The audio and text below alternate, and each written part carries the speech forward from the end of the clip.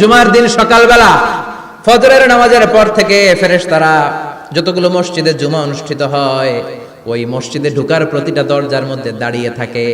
কারা কারা আগে আগে জুমার নামাজ পড়ার জন্য মসজিদে যায়, প্রত্যেকের নামগুলো একটা জান্নাতের রেজিস্ট্রি খাতার মধ্যে তুলে নেয়। সুবহানাল্লাহ। এই নামগুলো স্পেশালি আল্লাহর কাছে পাঠানোর জন্য।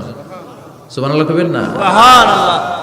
ডানে বায়ে সামনে পেছনে যতগুলো দরজা, প্রতিটা দরজায় ফেরেশতারা বসে থাকে। কে আগে আসলো নাম তুলে দেয়। তুলতে তুলতে তুলতে তুলতে খতিব সাহেব যখন খুতবা দেওয়ার জন্য মিম্বারে যেয়ে বসে যায়, ফেরেশতারা তাদের খাতা বন্ধ করে তারাও খতিব সাহেবের সামনে জুমার খুতবা শোনার জন্য বসে যায়। পড়েন সুবহানাল্লাহ। প্রথম জুমার দিন জুমার মসজিদে যে ঢুকবে, বিশ্বনবী বললেন আল্লাহর রাস্তায় একটা উট কুরবানি দিলে যেই সওয়াব, এই সওয়াব আল্লাহ আমলনামায় দিয়ে দেয়। দ্বিতীয় পর্যায়ে যে ঢুকে, বিশ্বনবী বললেন বাকারা, গরু কুরবানির সওয়াব পায়। তিন নম্বরে যে ঢুকবে, বিশ্বনবী বললেন কাবসা, হাদিসের ভাষায় এসেছে আল কাবাস, কাবাস মানে হলো বকরি, বকরি কুরবানির সওয়াব। চার নম্বরে যে ঢুকবে তার হচ্ছে দাজাজা, দাজাজা মানে মুরগি। পাঁচ নম্বরে যে ঢুকবে, বিশ্বনবী বললেন বাইদা, নোয়াখালীরা কয় বয়দা, আমরা কই আন্ডা, কুমিল্লায় কই ডিম। আছে না নাই? এক দেশের কত ভাষা, এক দেশের গালি আরেক দেশের বুলি। আমরা বলি ছেলে, কুষ্টিয়ায় বলে পুত্র, আরেক জায়গায় গেলে বলে হুত, আরেক জায়গায় গেলে বলে ফোয়া। আছে না নাই? আছে। এক এলাকায় বলে বেটা ছেলে, ছেলেদেরকে বেটা ছেলে। মরদ ফোয়া, মরদ ফোয়া হচ্ছে না, মরদ ফোয়া হবে। আহা, কি ভাষার বৈশিষ্ট্য। তো যেটা আমরা বলি ডিম, কোথাও বলে আন্ডা, কোথাও বলে বয়দা। তো এই বয়দা আল্লাহর রাস্তায় দান করে দিলে যেই সওয়াব, পঞ্চম ব্যক্তি ওই সওয়াব পাবে। এই 5 জনের পরে আর লেখালেখি নাই, বাকিদেরটা নরমাল এন্ট্রি করে সব ফেরেশতারা খুতবা শোনার জন্য বসে যায়। সুবহানাল্লাহ। সুবহানাল্লাহ। তো জুমার দিনে আগে আগে যাবেন তো ইনশাআল্লাহ। সবাই রাজি আছেন? ইনশাআল্লাহ। চিৎকার করে পড়েন ইনশাআল্লাহ। ইনশাআল্লাহ। আলহামদুলিল্লাহ, আমরা এই জুমার দিনটাকে রাষ্ট্রীয় ছুটির দিন হিসেবে পেয়েছি, পাইছি না? 1984 সালে হুসাইন মোহাম্মদ এরশাদ সাহেব এই ভালো কাজ করছিলেন। উনি সব করছে জীবনে, স্বৈরাচারীও করছে, ভালো কাজও করছে। ঠিক। তো খারাপটা আর আমরা না বলি, যেটা ভালো ওইটাই বলি। ঠিক। উনার কারণে আজ অবধি এই 84 থেকে আজ 34 বছর বাংলাদেশের রাষ্ট্রীয়ভাবে সাপ্তাহিক ছুটির দিন কোনটা? আলহামদুলিল্লাহ কইবেন না? এই উসিলায় আল্লাহ ওনারে মাফ করুক। পৃথিবীর অনেক দেশে কিন্তু শুক্রবার ছুটির দিন না। আমি বছরের বেশিরভাগ সময় মালয়েশিয়াতে থাকি। মালয়েশিয়ার সাপ্তাহিক ছুটির দিন রবিবার। খ্রিস্টানদের সাথে অনেক বিজনেস তাদের মেনটেন করতে হয়। তো তারা যদি শুক্রবারে ছুটির দিন করে, তাহলে সপ্তাহে 2 দিন ব্যবসা বাণিজ্য কাটা পড়ে যায়। নিজেদের কারণে শুক্রবার বন্ধ, যাদের সাথে বিজনেস ওদের কারণে রবিবার বন্ধ। আমরা আলহামদুলিল্লাহ আল্লাহর দয়ায় পবিত্র দিনটাতে পেয়েছি জুমাবার। আলহামদুলিল্লাহ পড়েন আলহামদুলিল্লাহ। এজন্য বিশ্বনবী বললেন খবরদার এদিনের নামাজ মিস করো না। মান তারাকা সালাসা জুমাইন তাহাউনান, গাফলতি করে টানা 3টা জুমা যে এই ব্যক্তি মিস করলো, তাবা আল্লাহু ফি কলবিহি, রব্বুল আলামিন ওই লোকটার অন্তরের মধ্যে মোহর মেরে দেয়। ওয়া কুতিবা ফি জুমরাতিল মুনাফিকিন, মুনাফিকদের খাতায় তার নাম তুলে দেয়। 3টা জুমা যদি কেউ মিস করে, 2টা পানিশমেন্ট। এক হচ্ছে তাবা আল্লাহু ফি কলবিহি, আল্লাহ অন্তরে মোহর মেরে দেয়। ভালো কথা ভাল লাগে না, নামাজ ভাল লাগে না, আজান ভাল লাগে না, ইসলাম ভাল লাগে না, শুধু মৌজ মাস্তি ভাল লাগে, গান বাজনা ভাল লাগে। এরকম আছে না নাই? জুমার নামাজে যায় না। আরেকটা হলো কুতিবা মিনাল মুনাফিকিন, মুনাফিকদের খাতায় নাম তুলে দেয়। আল্লাহ হেফাজত করো। আরো জোরে পড়েন আমিন। আমিন। জুমার দিন আগে আগে মসজিদে আসবেন ইনশাআল্লাহ। সবাই রাজি? ইনশাআল্লাহ। আসেন, আল্লাহ জুমার ব্যাপারে কি ওয়াজ আমাদেরকে করলেন আমরা শুনি। শুনতে রাজি?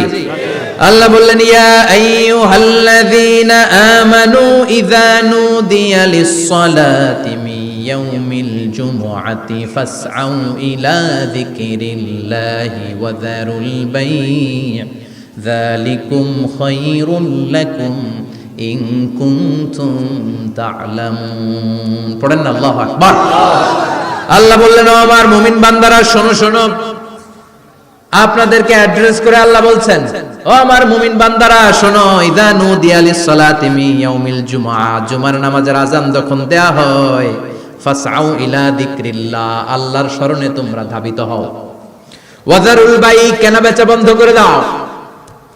যালিকুম খায়রুল লাকুম ইন কুনতুম তা'লামুন, এটাই তোমাদের জন্য কল্যাণ যদি তোমরা বুঝতে পারো। জুমার নামাজের আজান যখন হয়, ফাসআউ ইলা যিকরিল্লাহ, আল্লাহর স্মরণে তোমরা বের হয়ে যাও। আল্লাহু আকবার। ফাসআউ ইলা যিকরিল্লাহ ইযা নুদিয়া লিস-সালামি ইয়াউমিল জুমআ, জুমার নামাজের আজান যখন দেয়া হয় বের হয়ে যাও, তখন কোনো কাজ রাখা যাবে না। এই আজান দ্বারা উদ্দেশ্য হচ্ছে খতিব সাহেব খুতবা দেওয়ার জন্য মিম্বারে বসলে যে আজানটা দেয়া হয়, এই আজান। কথা বুঝতে পেরেছেন? কিন্তু দুর্ভাগ্যজনক হলে সত্য, আমাদের বাংলাদেশে এই আজানটা কেন যেন মুয়াজ্জিন ভাইরা ইমাম সাহেবের সামনে এসে আস্তে আস্তে দেয়, ছোট ছোট করে ইমাম সাহেবের মুখের উপরে দেয়, মাইকে দেয় না। এটা পাইছে কই? এটা যে কোত্থেকে ঢুকছে এক আল্লাহই ভালো জানে। আজান মানে অ্যানাউন্সমেন্ট। আজান মানে কি? কথা বলেন। অ্যানাউন্সমেন্ট কি জোরে হবে না আস্তে? তো সব আজান মাইকে এত সাউন্ড করে, এই আজানটা ইমাম সাহেবের মুখের সামনে এসে ছোট ছোট করে কেন দেয়? এটার কোনো দলিল আছে বলে আমার জানা নাই। এই আজানটাও মাইকে হতে হবে। আমি পৃথিবীর যত দেশ ঘুরেছি, অনেক বড় বড় মসজিদে আমি জুমার সালাত করেছি, সব জায়গায় মক্কাতুল মুকাররমা সহ মসজিদে নববী সহ সব জায়গায় খতিব সাহেব জুমার মিম্বারে বসার পরে যে আজানটা দেয়া হয়, এটাও অন্যান্য আজানের মতো মাইকে দেয়া হয়।